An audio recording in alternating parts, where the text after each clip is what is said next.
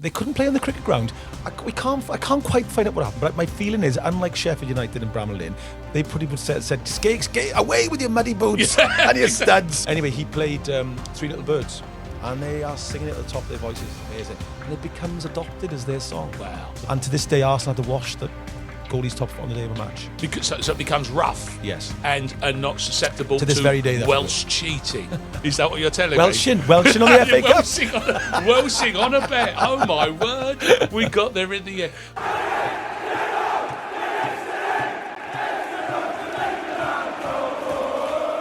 Hello and welcome to yet another episode of If You Know Your History with me, Jonny Owen, and him, Mark Webster. Hello there, Jonny. How are you doing, mate? You all right? I'm very well indeed. The great news is that as you and I sit here talking, you passed some hallowed ground on a train only earlier today, didn't you? This very morn. I'm literally on home turf here. He said morn because he's going all romantic and poetic. Well, it did feel romantic driving. I bet it did. Travelling past this very famous ground. This episode. It's called Ninian Park Life. It is. Because it's based on the ground, Ninian Park. It's no longer called Ninian Park. Obviously, there's a stand called the Ninian. It's now called the CCS, the Cardiff City Stadium. It hasn't got a sponsor. And they abbreviated CCS. It doesn't carry the same romance. I think he was a Celtic saint, wasn't he, Ninian?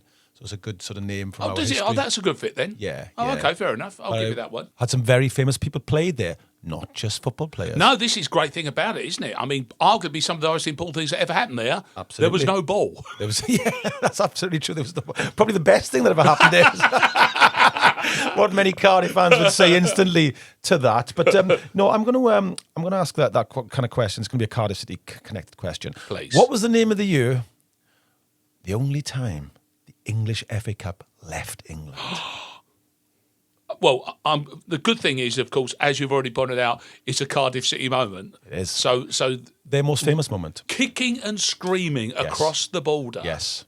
The story of how Welsh football is so integral to English football is definitely a story to be discussed down the line. But was there ever a massive issue for Cardiff? Were there always going to be a team that was going to be playing across the border in England? Yeah, I mean, it's interesting because you often get that sort of barbed comment, especially on social media, where people will go about Welsh team, especially if they win and they beat an English team in an important game. They go, they shouldn't be in the league anyway. Right. Well, actually, they were famously invited into the leagues. These Cardiff, Swansea, Wrexham, Newport, Merthyr Town, as they were then, Aberdeen Athletic. Yeah, because obviously South Wales was a booming economic area, big crowds. The English invitation come down, a delegation come down and invited the Welsh teams to come and play in the English leagues because the idea was to bring these big crowds and the economic advantage you'd have of playing these teams. And of course, you're our next door neighbours. Yes. I too would have you round for dinner parties and nibbles. Thank you, Mark. My pleasure. That's how I do it. But why? And this is where it all goes unstuck for you. Yes. Because the story of the ground and the man is amazing. But given the fact that you have got no idea what cricket is and why it exists in the first place, apart from only when you refer to the name of the England cricket team as the England and Wales cricket board. Oh, okay, right, fair enough. Silent but deadly, they say, because they had that vote and they're getting an Ashes test down to Sophia Gardens, which has a link into this story. Sophia Gardens. Sophia Gardens, lovely little cricket ground. Yeah, seems a brilliant action down there, as you say, all in the whites or the colours of limited over cricket. Is it Sophia or Sophia? Because Sophia. It is Sophia. That was going to be the home of Cardiff City at one point, then, wasn't it? Well, there's a sort of Riverside, the original team, because it's right by the River Taff, which will come into the story as well. Yes. The Taff itself plays a very significant role in this. Was a cricket club, and like so many football clubs, we've spoken about this many times, Mark. They needed something to do in the winter. Yes. So Riverside formed a football team, and that was the original sort of genesis of Cardiff City. They were called Riverside. They couldn't play on the cricket ground. I can't quite find out what happened, but my feeling is, unlike Sheffield United and Bramall Lane, they pretty much said skate, away with your muddy boots and your studs. I mean, stay off the wicket. Stay off the wicket. Quite right. So they played. They kind of almost hopped around the city, different parks, and played in different places. Didn't really have a home, and looked for somewhere to play. It's interesting because this whole time Cardiff only became a city in 1905.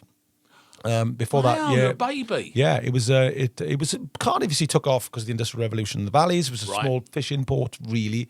And then the call came, and the call meant that they had to get it out, and they've got Cardiff Docks, massive expansion, Barry Docks, Newport Docks. So these cities and towns grew up on the coal industry, on the backs of the coal And industry. you're absolutely a natural footballing city in that case. Yes. Then, even though we haven't even discussed rugby Yes. in the whole kind of context of this, I would like to do a shout out at this stage though for Sophia Gardens. Yeah, Even go though, on. not only simply because of the cricket connection, but because of some of the events that they put on. You Yeah. think Ninian Park was good? 1891, the Buffalo Bill Wild West show. Yeah. In Buffalo Bill turned up and played at the Sophia Gardens. Did they? They did. Managed by Major Arizona John Burke. Really? He was neither in the military or had ever visited Arizona. But you had there's a pavilion there. Yeah. So the Festival of Britain was there. They had the wrestling there in the 58 Commonwealth Games. Yes. It collapsed under snow. Really? I mean, I know it's... I mean, you get some weather there, didn't you? Yeah, we do. Mostly rain. But most... Snow is frozen rain. Snow, so it is, and snow-capped mountains. But Yeah. I'm going to guess Cardiff's quite low. Well, sea level mark, and I support. Okay, you carry on talking. Let me see if I can work that one out in my head. I suppose that would make it a lot easier, Yeah, wouldn't it? yeah. You said that. But also, in 1967, Jimi Hendrix had Yeah. played there as well. Yeah.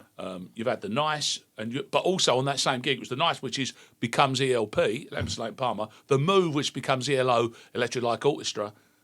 Shout out to Amen Corner, who were on the bill. Yes. One of the finest soul voices that these islands have ever produced. Andy Fairweather Low. Isn't he? And I know him. You do, don't you? I've met him. And we swap texts on birthdays and things. And I'm Do you? very proud of that. Yeah. He's a fantastic Fabulous. singer. And a musician as well. Plays guitar with Clapton and all sorts. I think he's played with everybody. Yeah. Still lives in Cardiff. Does he? Yes, So he does. Stayed local all the Stayed time. local. And sort of operates, tours the world out there. Andy And I don't know Fairweather if they Low. where they got their name from, but there is a street. He's a City fan as well. He's a Cardiff fan. Is he? Okay, Yeah, okay. yeah. So all fits nicely. All In which fits case, nicely. then, you need to tell me why Riverside end up as Cardiff City and in Ninian Park. Yeah, so obviously they put him for this. It's a guy called, it's an interesting character, Bartley Wilson. He forms the football club in Riverside. And to this day, well, I hope it still exists. The mascot is called Bartley the Bluebird. And that's why he's called Bartley the Bluebird. 'cause of the Bartley's guy- do you know, that's a good cartoon name. Yeah. I like it. And he was a lithographic artist. Nice. Yeah. What is that? Is that the one with clay patterns and ink? I think so. So like a printer. It's yeah, a print, yeah. so kind of like an I think early my dad was printing. did lithography after he'd done the knowledge. Sounds suitably Dickensian, Mark, showing your age here. Well, he did, yes, because so he got the knowledge. Yeah. He went into lithography in the printing works and then became a publican. There you go. So it's a good middle job for everybody. So this chap is really important, and they move around grounds, but they finally get a bit of land, a bit of wasteland near a place called Leckwith in Cardiff. It's donated to them by the city council, and it's full of glass and ash and coal and all this stuff. Loads of volunteers go and they clean it all up, but the guarantor of the land is Lord Ninian Crichton Stewart. Right. So he's the guy that moves into the centre stage here. He's one of the Crichton Stewart family that live in Cardiff Castle, and the reason why they've got this incredibly Scottish name is that way back in their history, they married into a local Welsh family called the Talbots, centuries back. Rarely ever came to South Wales, but they own half of South Would Wales. that be hence Port Talbot? Yes. Oh, okay, Yes. wow. So they've married into this family, but they don't really come down here. They end up they stay in. Cut down their holidays. Yeah, not even then. Not even then. They're mostly up in the A caravan. Yeah, the Isle of Bute, that area. They're sort of that's why you got Bute Park in Cardiff and all those Oh, big things. blimey. Because that's the connection to Scotland. Anyway, what happens in the late sort of like I suppose 1780s, 70s, 90s? You start finding lots of coal, iron, limestone, mineral-rich area. Yeah. Have a guess who owns the land? Yeah. The Crichton Stewarts. Quite right. Hey, we're in South Wales now. Yes. So they arrive. Hey, guys, remember us? Yes, exactly. And they have a cut of everything that's produced out the ground in South Wales. So they become the richest people in the world. They're the first people to sign $1 million cheque in Cardiff Docks, and that family are hugely. I mean, in today's terms, they'd be up there with, say, Elon Musk. Where is the ground now in relation to the way the city centre is built up? And are you saying it was basically nothing there until they... Yeah, arrived so there? basically it's a little bit further sort of out of town. Okay. You arrive at Central Station, so this is quite an interesting story. I know you'll love this. So the Taff originally had a big ox-shaped bend in Yes. it, and it was straightened to help with the railway line that was going in there. And the straightened bit of the Taff, that dried out the bed of the Taff, and that became Cardiff Arms Park. You literally play on the bed of the Taff. No. Yes, astonishing. Oxbows. Oxbows. GCE, my GCE geography. Two things to remember from it. Sheffield, Derby, Notts, Coalfields, we did. Yeah. I failed, by the way. Yeah. Probably because I only remember two things from it. And the creation of oxbows in rivers, which is the meandering part of the river, where the silt and debris is moved by the water to the opposite side, thus creating a bend on one side and a pointy bit on the other, and that keeps happening, and then you get your boomerang shape. Exactly, and it happens when you get near to the sea. Thank God we got that cleared up. The river mate. slows down. It's not as free running as it was. The Taff arises. Don't we all, John? In the Brecon Beacons, comes out, rainfall bump, down the valley, drops about 1,500 feet. Arrives in Cardiff. It's hurtling along. Sea level, becomes more meandering. Right. Becomes more meandering. So they've sorted this oxbow out. That becomes the bed. The riverbed becomes the Cardiff Arms Park. So you're literally playing on the Taff. Wow. Astonishing. That is donated to the Welsh rugby team by the Crichton Stewart family. So they're becoming they're very rich, but they're very philanthropic as well. Sure. So then they guarantee, this is Lord Ninian Crichton Stewart, he guarantees the land to create Cardiff City. So they kick off as Cardiff City. He's the guy, and he's an amazing. If you Google it, Mark, it's fantastic. He kicks off the first game, and he's resplendent in a bowler hat. He's got a beautiful big carnation, lovely suit, a magnificent moustache. He looks straight out of sort of central casting for the time. Good somebody from man. aristocracy, top guy. He kicks off the first game. Well, he made more of it than Diana Ross did then in the World Cup. Exactly, yeah. So well done him. He might have scored his penalty, I don't know. But it's interesting because he passes away in the First World War. And there's an interesting story, actually, which I've done some TV about this. He dies leading the Swansea battalion in the Battle of Lewes, and I've been there. I've been to see his grave. Actually, we made a thing for BBC Wales about it, and it was Holland Douwen Doubt, which is a big German sort of trench system, which was almost impregnable, and he got killed there. And the only reason they knew where his grave was, because so many bodies were lost, was that one of these Swansea boys in the battalion went up and dragged his body back to the trench, and that's why you know he's murdered. So if you think of the rivalry in Cardiff and Swansea, the irony is you got the guy who Cardiff City basically he guaranteed the ground, and he named the ground after, was leading the Swansea battalion. Leading the Swansea. Was that rivalry, which obviously rivalry crops up all the time, and we know full well that West Ham and Millwall goes well beyond the football clubs themselves. Yeah. When did Swansea and Cardiff become those rivals? Not until John Toshak era, really.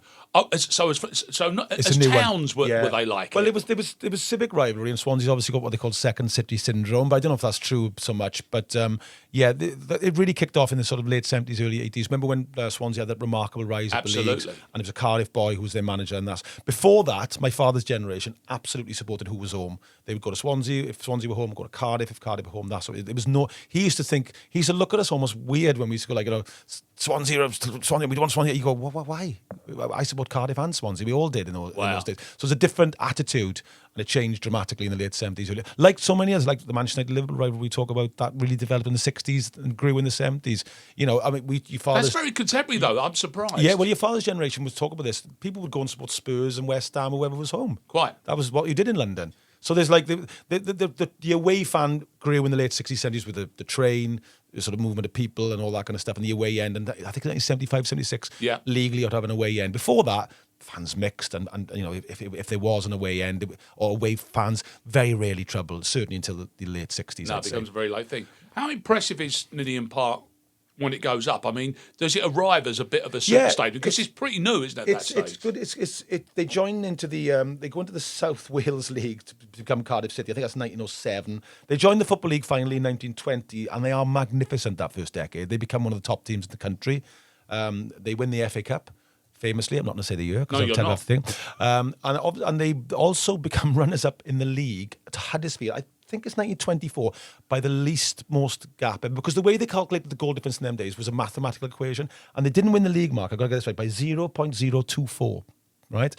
And listen to this: Len Davis, their record goal scorer at the time, missed a penalty in the last game when he was 0-0. Won the title from. So Cardiff would have won the title that year if he'd scored that penalty. They did goal difference using decimal points. That's right, yeah. And so when they win the FA Cup... And VAR look like the cuddliest, friendliest innovation ever in football, doesn't it? So they have this amazing decade in the 20s at Ninian Park. The ground's full. My grandfather went to the game when they beat Chelsea in the quarterfinals of the FA Cup. I'm trying to be really careful here, not telling you the year, obviously. I see this. And he tells me this amazing story. He went down with his father. My great-grandfather was a Welsh miner called Davy Owen. And my grandfather said, I was sat at the front. And he said what happened was they were beating Chelsea a draw in, and they won the game eventually, but a Chelsea player scored, and the ball went under the net because some of the nails holding the net down had gone, and the referee didn't see it, and a policeman pointed out to the referee what had happened, and the referee gave the goal, and my grandfather said, I remember the amount of fruit that was thrown at this copper standing in front of the stand. So early days of the Ninian Park sort of welcome for sort of fans and things. So he remembers this vividly. My great-grandfather went to the FA Cup final. That year they won it. They'd lost it 2 years before in the final. And there was a very famous captain at the time, and he's the statue at Cardiff, a guy called Fred Keener, that I've mentioned to you before. Yes. He fought in the Welsh lad, fought in the First World War in the footballers' battalion, the Middlesex. And he was injured in the Somme, and he was told he would never play football again.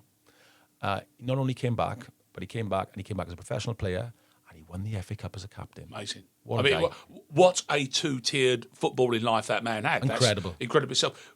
Were you sourcing mainly local lads for Cardiff in the early days? Like lots of Scots. The Scots, or the Scotch professors, Yes. as we'll discover in other episodes, is the phrase that was used to describe these geniuses arriving down from across the border to reinvent football. There was a very famous at this time. There were lots of squabbling with English teams not wanting to let their Welsh players play in their home internationals, and they played Scotland, who were always the best team in the home internationals with England, but Scotland were excellent at this time, and Wales played against them, and Wales had to pick a totally amateur team, and only one Cardiff City player played, and that was Fred Keener, and they famously drew the match 2-2. Wow! And the headline said Scotland 2, Fred Keener 2. So that's how good this lad was. It's great, but it seems kind of reverse patriotism to not want to have your best men representing, doesn't it? It was the English. It was the English teams that wouldn't let them go play for remove Wales. them. Sorry, obviously, I get your point. That would make perfect sense. So there's it's an excellent team at this point in the 20s. It's a ground. It's an international ground. By I think it's 1920. They're playing. They play in the Football League, then they play in international football. I think before that, even 1911, 84 times they play international football at Ninian Park. Only Wrexham have had more games, I believe, played. Would it have been the most state-of-the-art ground? Definitely. The biggest attendance, 57,000, nearly 58,000. Really? Big old ground against Arsenal in the 50s. My father was there, my grandfather was there. Everybody went to watch Cardiff in those days. Merthyr or Cardiff, whoever was home, Swansea, everybody went to watch. This is the post-war boom everybody sees in the 50s. So most record crowds from the 1950s, because after the Second World War, everybody just goes to football. That's just what you do. So Ninian Park is one of those giant grounds that kind of like, dominates. When you come past on the train like me this morning, you see the new stadium now. The old stadium was the same. You pass it, and there's a Ninian Park halt, which is very famous for away fans, where it wasn't for the faint-hearted getting off there on Tuesday night at 7:30 when it was dark in January. And that was the stop, which would walk then down to the ground. Sort of very similar to sort of Millwall's sort of station. I want to talk to you about the way the shirt and the nickname came around in a moment's time. And then, of course, we'll talk about the power of the stadium beyond football. But I mentioned earlier on there, where's rugby in the equation? Is Cardiff a big rugby? I mean, that's a stupid question because, of course, that's where Wales will play their international games. Yeah, massive. But is there much overlap? Yes, there is. They're a big rugby city. Still get good support, Cardiff. Not as big as the football team in support-wise, but in the 50s and 60s and certainly in the 70s, they get 25,000 every game. And Cardiff were kind of seen as the almost the grandest club in Wales. That was the club that, if you started internationally, say like Barry John, you ended up playing in Cardiff if you possibly could. Right. So that was your club side. Then, yes, yeah. They were a club team, world famous. They've beaten sort of great touring teams like New Zealand, Australia, those kind of sides that played them. And had a great tradition in Wales. And they were kind of seen as the pinnacle team to play for. And if you played for them, unlike lots of the Valley teams, we were very working class, like Pontypridd and even Llanelli. In Cardiff, had lots of professionals in amongst that team as well. Because that's the thing. Now, I know from my other worlds of the problems that, say, in the West Indies for young sportsmen wanting to play basketball rather than play cricket, which impacted the cricket team. Yes. Was there ever much of a conflict between rugby and football in Wales? Because immediately, I know for a fact that there's rugby schools that your kid could go to, even in England, and suddenly football's taken away from them. Yeah, no, it's an interesting, it's a hot debate at the moment, Mark, in Wales politically, because there's a famous saying, I think Dean Saunders came up with it, and he said that kids in Wales now want to be Gareth Bale rather than Gareth Edwards. Oh, and it's a very good line. The Gareth equation. Yeah, the Gareth equation. And when I was a kid in the 70s, in comp and the early 80s, for games, when we went to 11, we went to comprehensive, we called it Form 1 in them days, and I think they call it Year 7 now. It was compulsory for us to play rugby in games. Yeah. And that was in comprehensive schools. So the way that in England it would be compulsory in more public schools or private schools, in comps in Wales you played rugby. Lots of people used to complain, and some parents used to go, look, some boys want to play football, but it was all rugby. From what I understand now, it's half and half. You have to do half. But I tried field hockey in my school. That didn't work. That did not. I was going to say, golf and tennis wasn't really on the curriculum in my school. No. Well, it was rugby, football. Golf was, but you could only play 9. Yeah, that's all the schools had space for was a 9-hole course. But But Gareth Bale's got a 9-hole course. He's a fantastic golfer. Cardiff, isn't he? But it's the thing with the rugby team is in Wales is that there's such part of our national sort of like image abroad. Sure. And, I always want Wales to win in rugby. Some people who sort of found it forced down their throats became very bitter about rugby and said, look, this is ridiculous. I want to win football. So there was tension there. But for me, I always thought, you know what? I mean, and in the past, I was a bit more vociferous. I've calmed down with age. I was like, it's ridiculous. I've been rugby. But I think the 70s team of Wales and what they achieved and what they did with the Lions in South Africa was fantastic. So those boys like JPR, Gareth Edwards, we're talking about Barry John, were ambassadors for Wales. They looked like rock stars. Yes. And they gave us an amazingly positive image across the world, which is what Gareth Bale has done since for the Wales team, I think. And just before we break for the second half, where we talk about the colour blue, I made the mistake of referring to the Welsh rugby shirt as red, didn't I, the other day with you? Scarlet. Obviously. What was I thinking? It's a very distinctive... Well, it's like me calling West Ham purple. It's nothing like that, John. Don't you ever say that again. I might get emotional. Should we take a break now?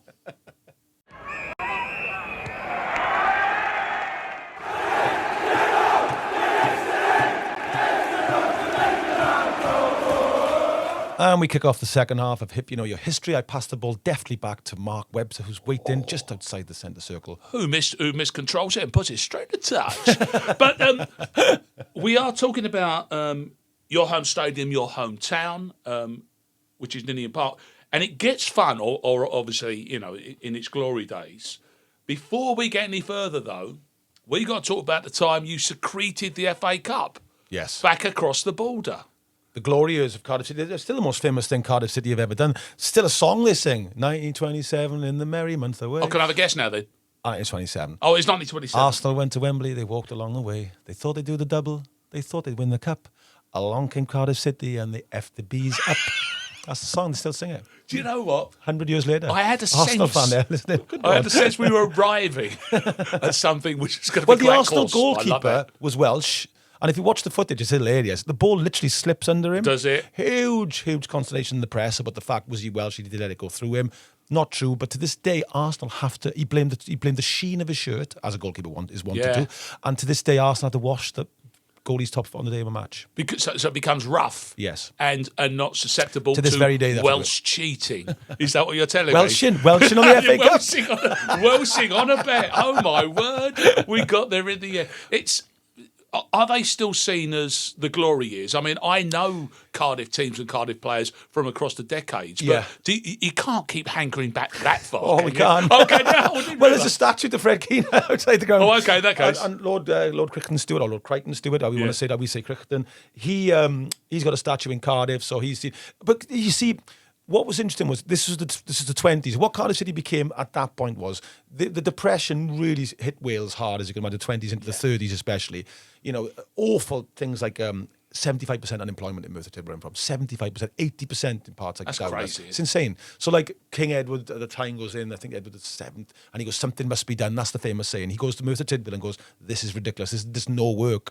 A huge influx of people move out to places like Slough in the 30s. But Cardiff City kind of became seen as a bit of a symbol of success because the Welsh rugby team really struggled. They all went north. So I guess the point being is the sort of like the reverse of that is if Cardiff doesn't work, then nothing else is. Exactly. So it has to be seen to become a success. And then they have obviously by the 30s, it's really rough for Wales at this point. It's really rough until after the Second World War. And again, they start to go in a decline. So those 2 years of like 24, 25, 26. Then they got the Cup final in 25, famously. Those few years are when they're top of what was now called the Premier League, winning FA Cups, getting to finals. They did get to an FA Cup final in 2008. Yes. I went against Portsmouth, great chance. A League Cup final 2 years later, we lost to Liverpool on penalties. So there's been little flickers, but at the moment, Cardiff are, not in a great place. I suppose on that note, and I know I'm tapping a nerve when I talk about the nickname of Cardiff City Football Club, because it's changed or hasn't, depending on your stance. But equally shrouded in mystery, it seems, is where the nickname came from, which is around the time, exactly the same time as the stadium was being built and being opened, wasn't it? Well, yeah, I mean, when that ridiculous colour change happened, which is what it was ridiculous looking back. I mean, how can you change the colour of a club that are literally called the Bluebirds? Yes, as in the clue's in the name. The clue is in the name, And I think what I found most difficult to accept was there were people in the club who offered up an argument that this guy was going to come in, he was offering investment, but you can't mess around with clubs' histories. And I think the attitude has changed since then, quite rightly. People go, well, actually, a football ground is almost like a listed building. A badge is important. Yes. The name of a ground is important to me. It's like those things are historical. I mean, when you think about something like Notts County, Mark, we often talk this, they're older than like most European countries. They're older than half of American states. That's a football club. So these things have important roots. Heritage is a word which operates in so many parts of the fields nowadays.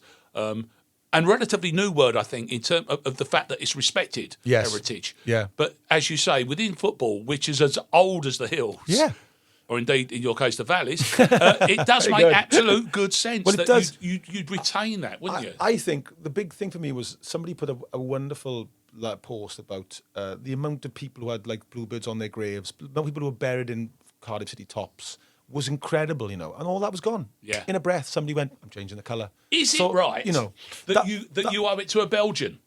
Name? Well, I know this story. You probably know in more detail than me.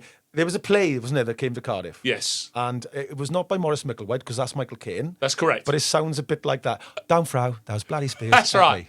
He's got a connection to Wales. He's that famous Belgian author from the Elephant and Castle. A playwright. Maurice Metalink, by the looks of things. Yeah.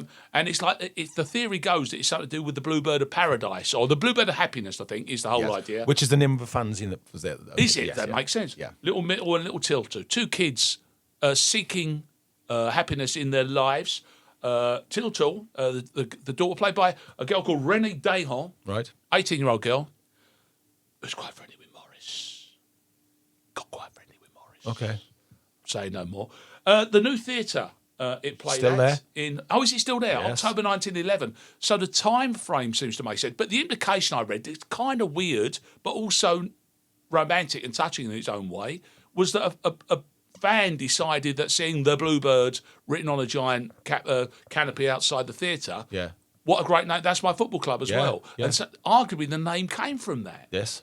I think that this What do you think? I mean, it's just considering it's such an obvious thing to call a team that play in blue. Was. I thought the clue was there. Yeah, I just thought it was great that they had that, and they were the Bluebirds. That was it, Yeah. I think this is it. Somebody like Barrow are called the Bluebirds. There's another Bluebirds further down the leagues, possibly in the non-league, but Cardiff City are the only Bluebirds that I know of in the Football League, and it's quite interesting. Like such an obvious nickname for a team that play in blue. And by the way, of course, classically, like how these things work, a name that you can rally round the flag of when someone's trying to change the name of your football kit. Absolutely. And I think that's what happened. There were some brilliant people that organised sort of demonstrations at the time. A girl called Sian Branson, who I know was fantastic. She really sort of organised people, and we'd sing that we'll always be blue. We'll always be. So there was that thing. And then, of course, he changed it back because his mother said to him, didn't he, this is Vincent Tan, said that these are bad vibes and you need to, he literally came out and said, my mother said to me, let's go back to blue. And that was it. They went back to blue. Well done, Mother Tan. She got that one right there, didn't she?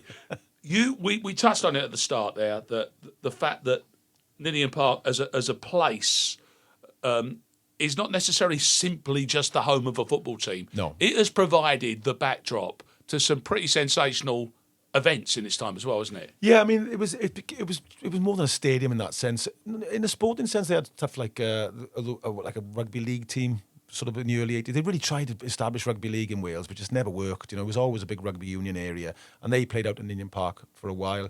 You had sort of big rugby matches played there, sort of union games being played there.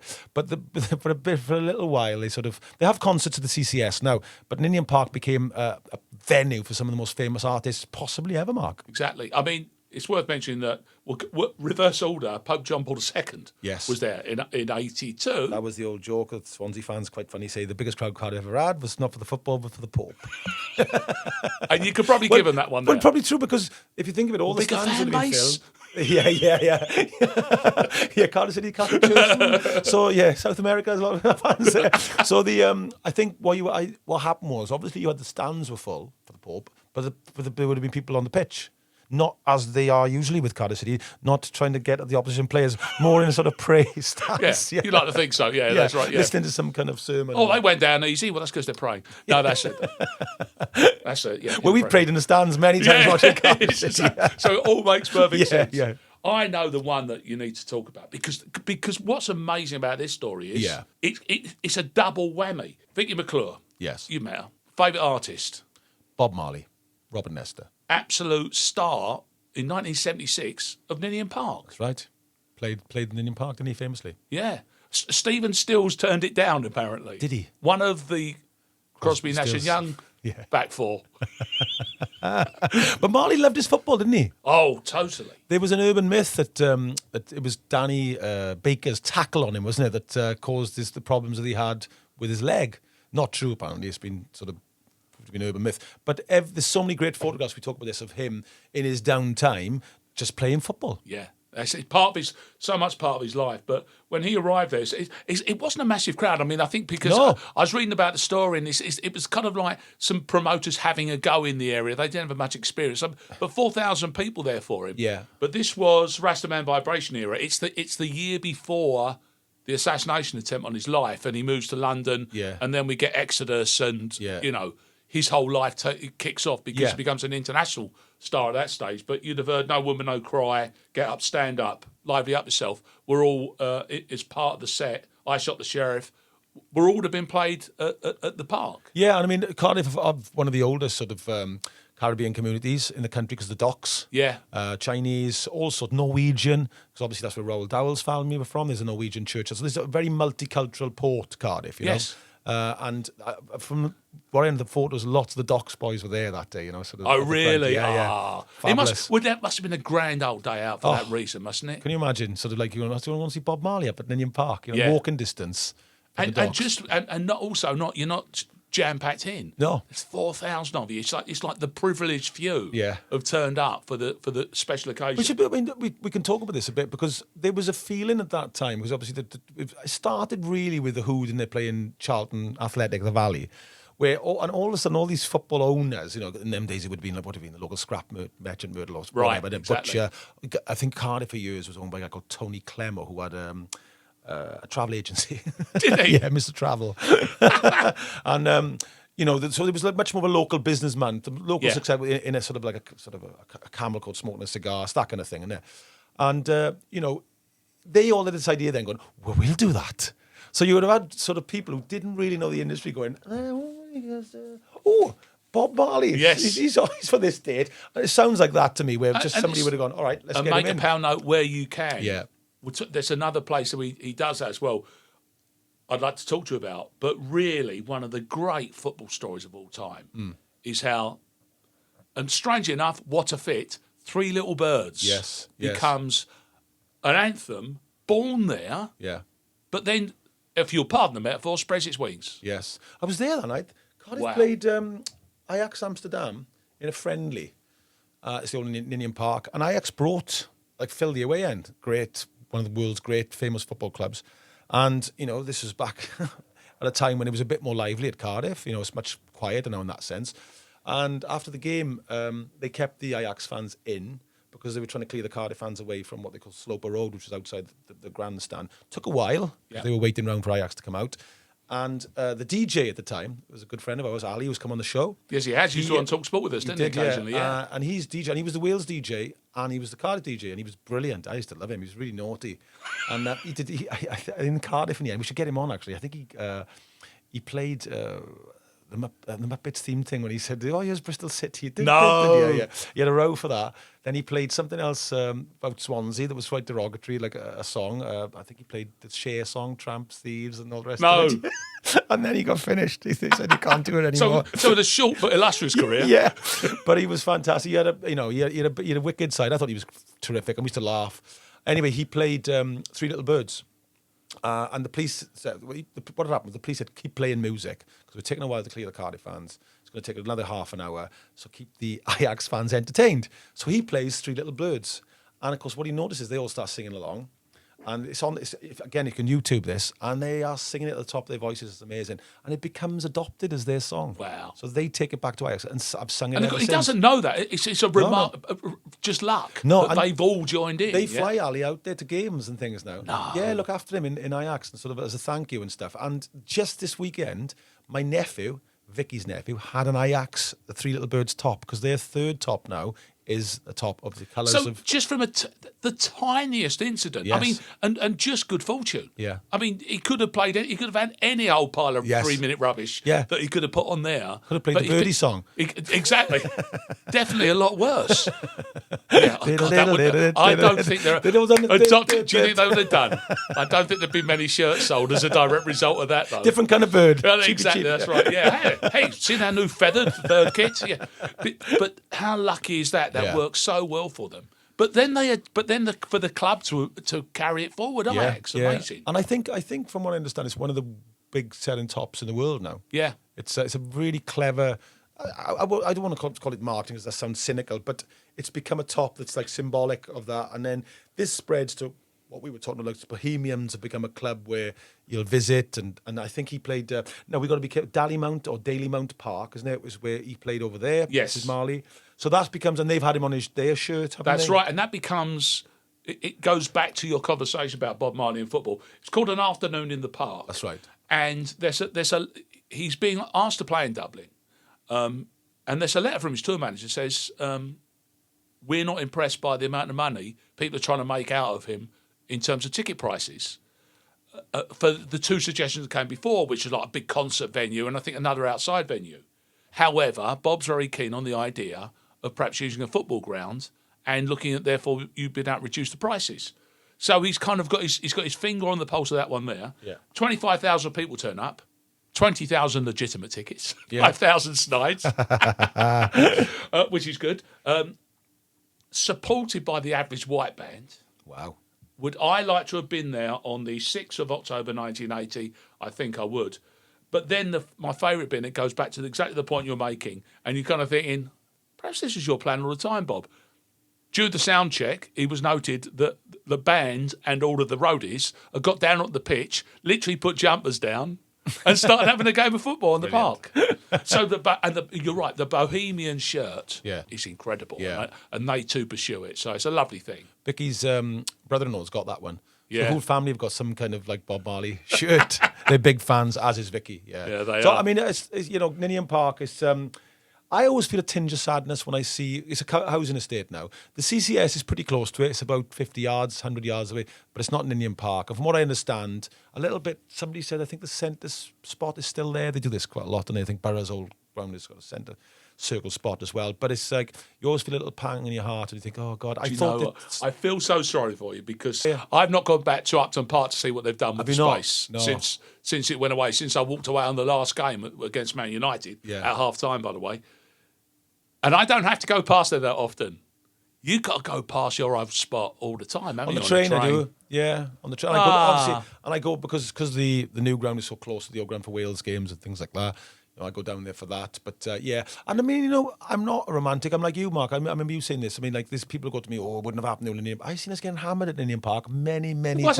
It wasn't all I remember like 3,000-4,000 there, and it was like pretty miserable. Yeah, no. but I mean, I did think that my mate summed it up beautifully when he said, "Come on, we've got to come down to the last game." He said, which was in 1990. I think it was 8. Let me just check. It was against Ipswich, and Roy Keane was the manager. So it was 2008. I think I'll check that anyway. And it was the last ever game at Ninian Park, and we were like, come on, let's go. And of course, we lost to Ipswich in a nothing game. And I went, nothing really could sum it up more, really. What a perfect way to go out on a kind of like, you know. Well, thank you, Lord Crichton Stewart, for the offer. Yes. And thanks very much indeed, Ninian Park, for the time we spent. Absolutely. Thank you very much. Yes, thank you. And don't forget, Mark, Yeah. you can get this podcast on all platforms and it don't cost you a bean. 0.